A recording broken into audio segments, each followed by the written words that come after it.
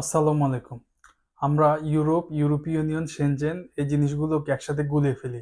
কোনো এজেন্ট যখন আমাদেরকে ইউরোপের কোন একটা দেশে এসে অন্য দেশে চলে যাওয়ার কথা বলে, আমরা তখন বুঝতে পারি না কোন দেশগুলো ইউরোপীয় ইউনিয়নভুক্ত এবং কোন দেশগুলো না। আজকের এই ভিডিওতে আমি ইন ডিটেইলসে ইউরোপীয় ইউনিয়ন, সেনজেন এই বিষয়গুলো নিয়ে বিস্তারিত আলোচনা করব, যাতে আর কোনো ধরনের কনফিউশন না থাকে।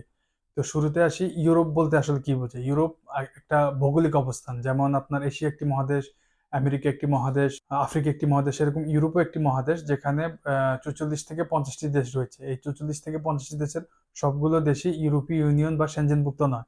তো এখন প্রশ্ন আসে যে ইউরোপীয় ইউনিয়ন বা সেনজেন এই জিনিসটা আসলে কি? প্রথমে আসি, ইউরোপীয় ইউনিয়ন কি? ইউরোপীয় ইউনিয়ন হচ্ছে একটি জোট। যেমন আমরা অনেকে সার্ক চিনি, যে একটা জোট, বাংলাদেশে ভারত, পাকিস্তান, নেপাল, ভুটান এরকম কয়েকটা দেশ মিলে যে একটা চুক্তি বা তাদের ভিতরে একটা কোলাবোরেশন থাকে, এক দেশের সাথে অন্য দেশের বিভিন্ন আদান প্রদান এবং সেবার আদান প্রদান হয়। সেরকম ইউরোপে ২৭টা দেশ মিলে একটা তাদের ভিতরে রাজনৈতিক, আইনগত এবং অর্থনৈতিক নানা ধরনের চুক্তি থাকে, যাতে এক দেশের সাথে আরেক দেশের কোলাবোরেশন থাকে। তো বর্তমানে আমি যখন এই ভিডিওটি করছি, এই মুহূর্তে ইউরোপে মোট ২৭টা দেশ ইউরোপীয় ইউনিয়নভুক্ত। অর্থাৎ এই ২৭টা দেশের নাগরিক এক দেশের সাথে আরেক দেশের বিভিন্ন সুযোগ সুবিধা আদান প্রদান করতে পারে, এবং এই ২৭টা দেশের কেউ যদি নাগরিক হয়, তো অন্য দেশে তারা কাজ করতে, চাকরি করতে বা ব্যবসা করতে তাদের অনেক সুবিধা হয়। তো কোন সেই দেশগুলো? এখানে ইউরোপের ভিতর ইতালি, ফ্রান্স, বেলজিয়াম, নেদারল্যান্ড সহ মোট যে ২৭টা দেশ রয়েছে, ইন ডিটেলসে আমি ভিডিও ডিসক্রিপশনে দিয়ে দিয়েছি, আপনারা ওখানে চেক করে নেবেন। এরপর আসি সেনজেন। সেনজেন জিনিসটা কি? সেনজেন আর ইউরোপীয় ইউনিয়ন এই জিনিসটা কি এক?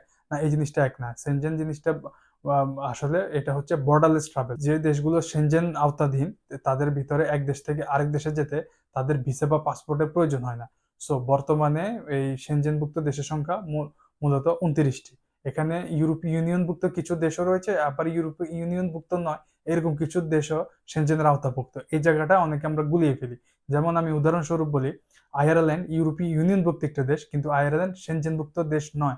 সুতরাং আয়ারল্যান্ডে ইউরোপীয় ইউনিয়নের ভিতরে যেমন ফ্রান্সে বা বেলজিয়ামে বা পর্তুগালে বা স্পেন থাকে, তারা আয়ারল্যান্ডে বা ভিসা ছাড়া ভ্রমণ করতে যেতে পারবে না। ঠিক তেমনি ভাবেই আবার সুইজারল্যান্ড সেনজেনভুক্ত একটা দেশ, কিন্তু সুইজারল্যান্ড ইউরোপীয় ইউনিয়নভুক্ত কোনো দেশ নয়। অর্থাৎ সুইজারল্যান্ডে পর্তুগাল থেকে, স্পেন থেকে আপনি ভিসা ছাড়া ঘুরতে যেতে পারবেন, কিন্তু সেটা আপনি সেখানে কাজ করতে বা ব্যবসা অন্য কিছু করতে হলে সেখানকার কিছু স্পেশাল আইনের আওতায় এসে তারপরে করতে হবে, কারণ সেটা ইউরোপীয় ইউনিয়নভুক্ত দেশ নয়। তো এরকম বেশ কিছু পার্থক্য রয়েছে। তারপরে অনেকের প্রশ্ন থাকে বুলগেরিয়া, রোমানিয়া, ক্রোয়েশিয়া এই দেশগুলো নিয়ে। ছোট ছোট কিছু দেশ আছে যেগুলো নিয়ে এখন মোটামুটি অনেক এজেন্ট, দালাল এরা কাজ করে।